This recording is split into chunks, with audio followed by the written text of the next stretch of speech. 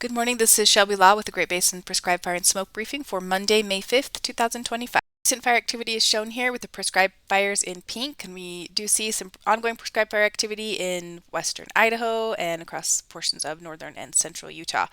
Um, Wildland fires have been pretty sparse, but we do have a few that popped up over Nevada and fire in Idaho and Utah. All fires staying pretty small. All right, let's talk about the precipitation from yesterday. These are some images from FEMS that show the 24-hour total precip from yesterday, showing Nevada here on the left and Utah on the right, which is where the highest precipitation totals were observed. So for Nevada, we had a site here for 3/4 of an inch, over a half an inch here in central Nevada. Some higher totals in Utah, down near the Fish Lake, almost 9/10 of an inch, 3/10 of an inch down on the Dixie, and some higher totals a little bit further north as well. So these were yesterday's totals. We do expect the storm to continue into today and tomorrow. So we'll expect more precipitation, especially in Utah. Okay, the past 7 days, again, this doesn't include yesterday's precipitation, but we did see some precip over northern Nevada and western Idaho earlier in the storm system, like in that Saturday time frame, and then some of this precip is from last weekend as well. The 30-day percent of normal picture is still quite dire. We did not have the April that we needed with below normal precipitation almost everywhere, just a couple pockets out there that were closer to normal. But certainly very dry over southern Nevada. Even much of Utah and south central Idaho have been drier than normal for the month of April as well. Past 72 hours of snowfall does show a little bit of snow with this precipitation that we've had come in over the past few days. Snow totals are light, of course, but some snow out there at the higher elevations. This morning's satellite imagery shows that low pressure center that dove through Nevada and Utah yesterday has centered over Arizona today, and we're going to see some wraparound moisture mainly over Utah and in parts of eastern Nevada and up into western Wyoming throughout the day today and into tomorrow as that low slowly progresses eastward. Okay, again, looking for that low to be over Arizona today and seeing some moisture coming back up into the eastern half of the Great Basin. Ventilation rates are high. Transport winds are quite high or breezy over Idaho and northern Nevada again today. Kind of this as the flow rotates counterclockwise into around that low pressure center to the south, bringing that northeasterly flow into Idaho and a northerly flow into northern Nevada. Mixing heights are pretty favorable or pretty high over Idaho and Wyoming, and some lower pockets in Utah.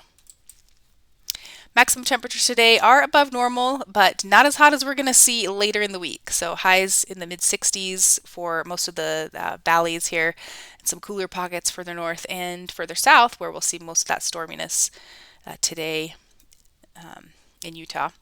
So the precipitation expected is shown here on the right. This is the precipitation totals, just kind of indicating that we are still expected to see maybe 1 or 2/10, 3/10 of an inch of rain in mainly Utah, southeast Nevada, and western Wyoming today. Tomorrow, the low lifts a little bit further northward, keeping some precipitation in the forecast, but the low will start to weaken here. Ventilation rates, kind of a mixed bag, but still pretty good area-wide. Transport winds do decrease a bit as that low moves further northward, but we will still see some easterly winds kind of on the gustier side over northern Utah. And mixing heights are still going to be pretty good over Idaho and Wyoming, or Idaho and Nevada, but some lower pockets in Utah. Temperatures warming on the west side of the basin tomorrow with highs near 70 in our lower valleys. And the probability of precip again for tomorrow is going to be focused over Utah and western Wyoming. Some of these precip totals will be a little bit lighter for tomorrow, but still cloudy and a bit on the cooler side. On Wednesday, our precipitation chances really decrease as that low quickly moves off to the east, and we'll start to see some warming and drying area-wide.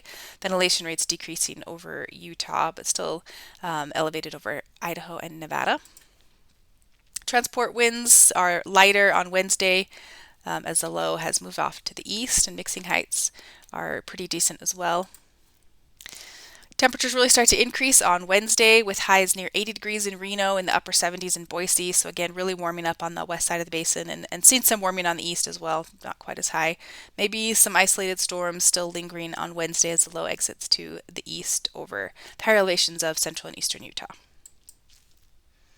Clearing index for the next 3 days is shown here. Pretty good values today and tomorrow. We'll see some decreasing values over the western deserts tomorrow, and then a little bit worse on Wednesday.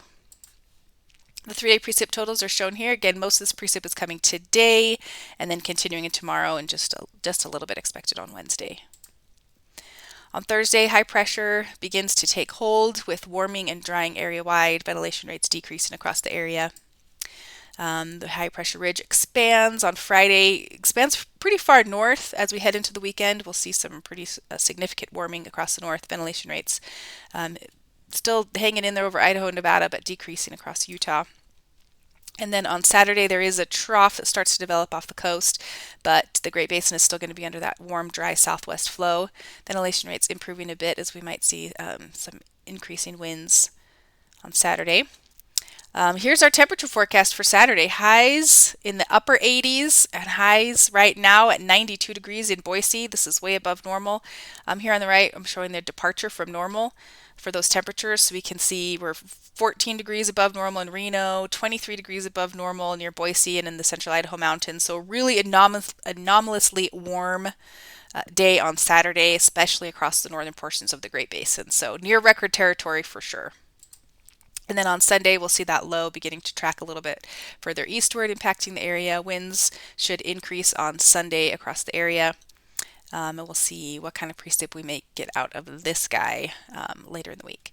Ventilation rates improving as those winds pick up. Precipitation totals for Thursday through Saturday are going to be pretty light across the area.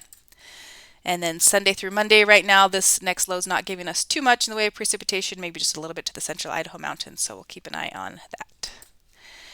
And the extended forecast for May 12th through the 18th puts below normal temperatures along the west coast and above normal temperatures just to our east, with us kind of sandwiched in between. And then the forecast is indicating some chances for above normal precipitation during that time frame as well. So we'll take it.